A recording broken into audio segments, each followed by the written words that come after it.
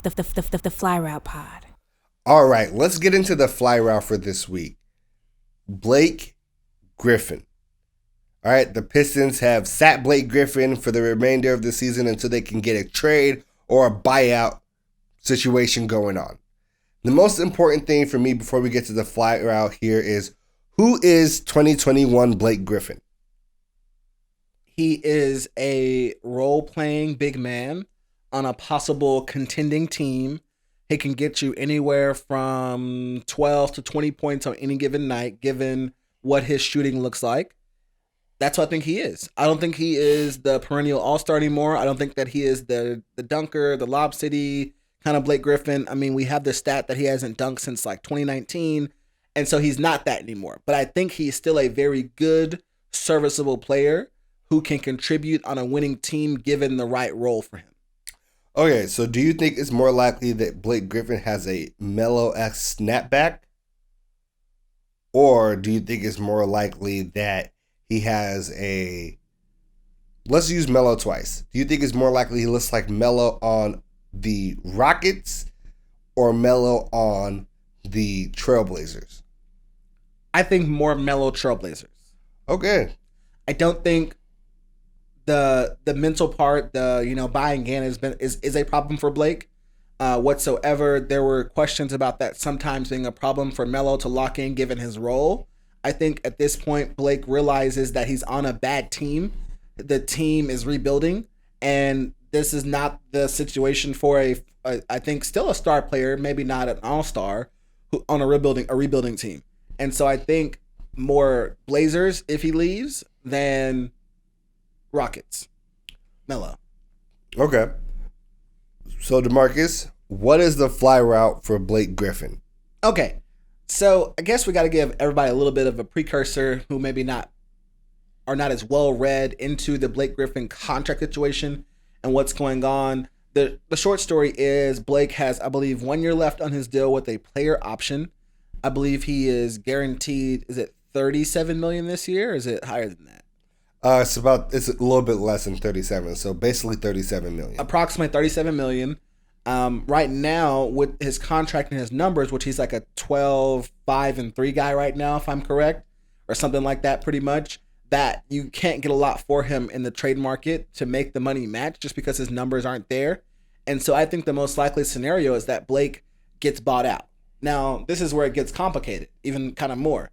Because of how much money he has left, unless Blake gives back a significant portion of what his contract is guaranteeing him, which is the $37 million, he needs to give back close to half of it, something like $17 or $18 million. But that's 37 on top of the 37 for this year. Mm-hmm. Like his next year option is $39 million. Mm-hmm.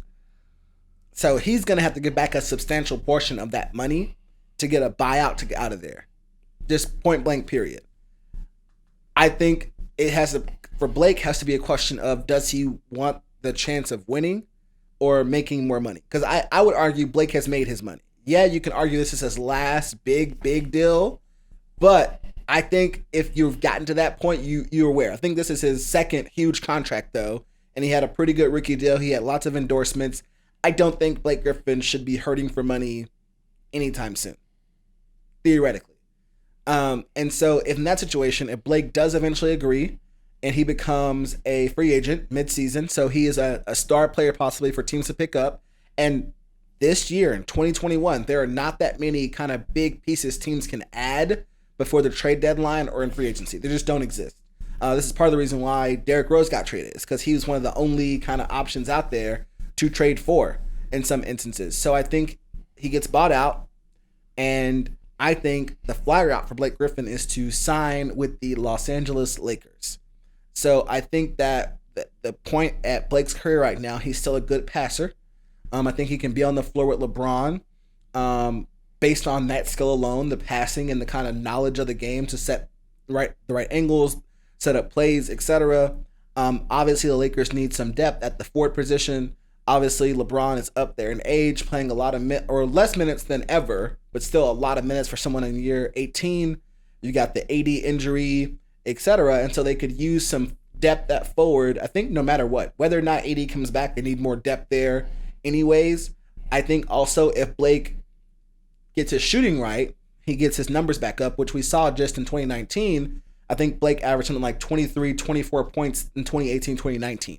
So we know that he can shoot. The scoring can still be there without the dunking necessarily. And I think if he can get even half of that for the Lakers and average anywhere between 13 and 18 and then 5 and 5 a night, that's a good contribution on a possible championship team. And I think that is the fire for Blake Griffin. Okay. So I don't think Blake Griffin is going to take a buyout. Okay. I think, yes, he's made a lot of money, but dude, we're talking about $70+ million all in all. You want him to give back half of that?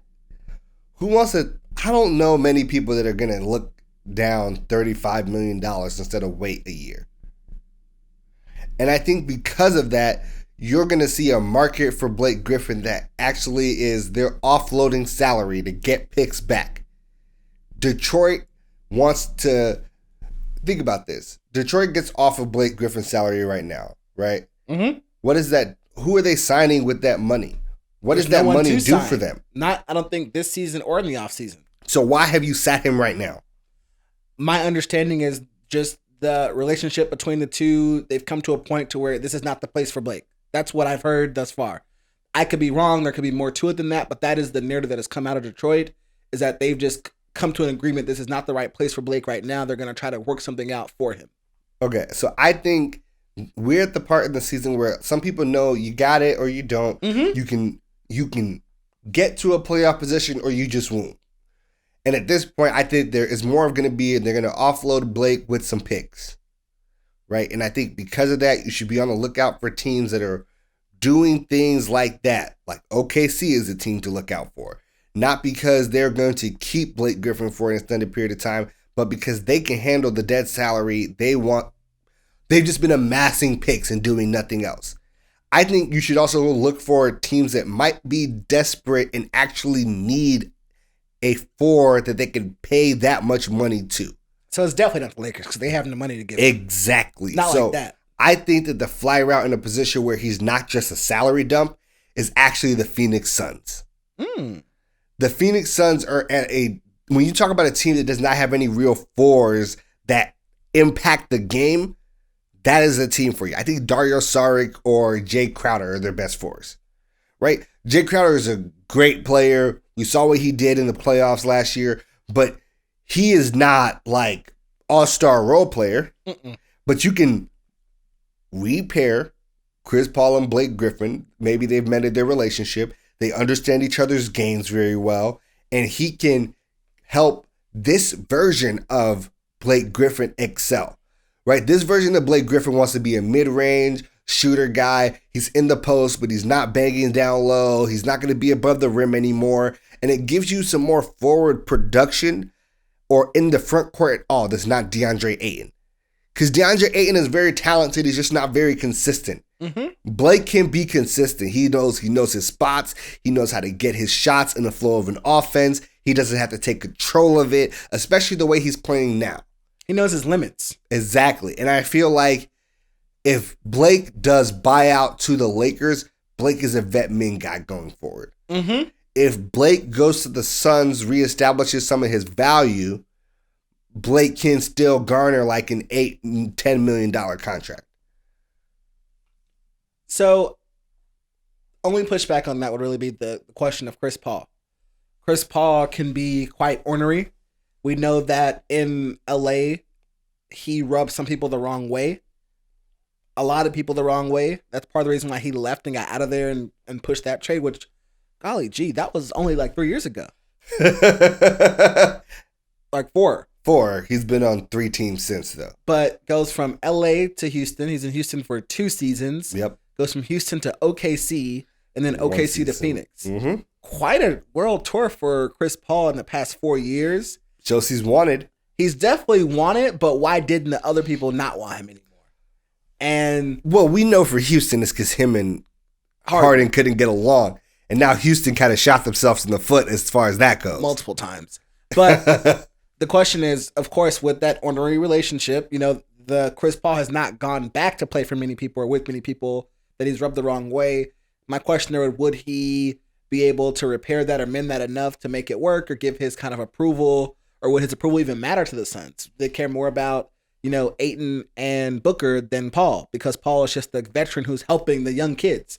And so that's the questions for me. They know Booker says he needs to go to the playoffs and start performing now to be satisfied. I mean, even the fire you saw out of Booker last year in the bubble, where this is where this all started, was they showed a lot of promise in those 8 games in the bubble and came out, got Chris Paul, and really kind of have run with it from there.